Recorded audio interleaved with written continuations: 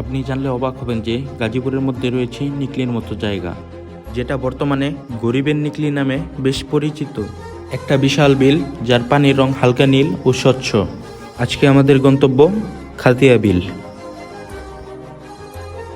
আজকের যাত্রা শুরু হলো চাঁদপুর বাজার থেকে। আজকে আমার যাত্রাপথের সাথে হিসেবে আছে একটি বাইক আর আমার দুজন ফ্রেন্ড। পথে বের হতেই মন হারিয়ে গেল প্রাকৃতিক সৌন্দর্যের মধ্যে। হালকা বাতাসের ছোঁয়া, পাখির ডাক আর মিষ্টি রোদের আলো মনকে ভরে তুলল এক অদ্ভুত প্রশান্তিতে। রাস্তার পাশে চোখে পড়ল এক ফুটবল টুর্নামেন্টের, যেখানে শত শত মানুষ খেলা উপভোগ করছে। চারদিকে যেন উল্লাসের ঢেউ। এই দৃশ্যটা ভ্রমণকে আরো রঙিন করে তুলল। ধীরে ধীরে আমরা এগিয়ে চলছি আমাদের গন্তব্যের দিকে, কিন্তু প্রকৃতির এই অপরূপ টানে আমি বারবার হারিয়ে যাই। মনে হয় প্রকৃতি আমাকে ডাকছে, আর আমিও সেই ডাকে সাড়া দিয়ে হারিয়ে যাচ্ছি তার সৌন্দর্যের ভিতরেই। এই সৌন্দর্য কখনো ক্যামেরায় তুলে ধরা সম্ভব নয়। প্রকৃতির এই সৌন্দর্য উপভোগ করতে হলে আপনাকেও হারিয়ে যেতে হবে প্রকৃতির মধ্যে।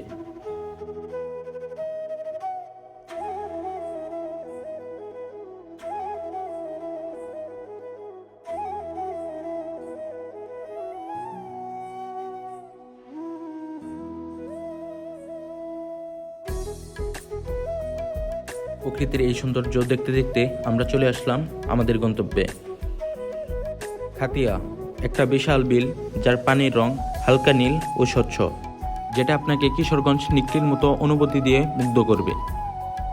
বিলের মাঝখান দিয়ে চলে গেছে আঁকাবাঁকা একটা রাস্তা। এখানে নেই কোনো কোলাহল আর নেই মানুষের ভিড়। যদি ভেবে থাকেন এক বিকালে গাজীপুরের মধ্যে কোথাও ঘুরতে যাবেন যেখানে মানুষের ভিড় আর কোলাহল নেই, তাহলে আপনারাও চলে আসতে পারেন খাতিয়া বিল, যেটা আপনাকে কিশোরগঞ্জ নিকলির মতো অনুভূতি দিয়ে মুগ্ধ করবে। এখানে আসলে অবশ্যই একবার নৌকায় চড়ে ঘুরবেন।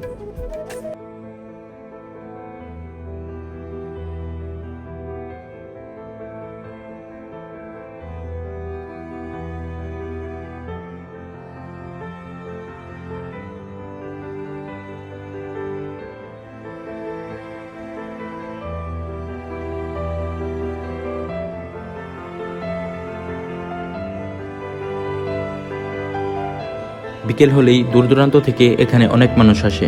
কেউ চুপচাপ ব্রিজে বসে থাকে, আর কেউ বা শুধু বাতাস উপভোগ করে। এখানে পেয়ে যাবেন নানা রকম মুখরোচক খাবারের দোকান। চাইলে আপনারাও স্বাদ নিতে পারবেন।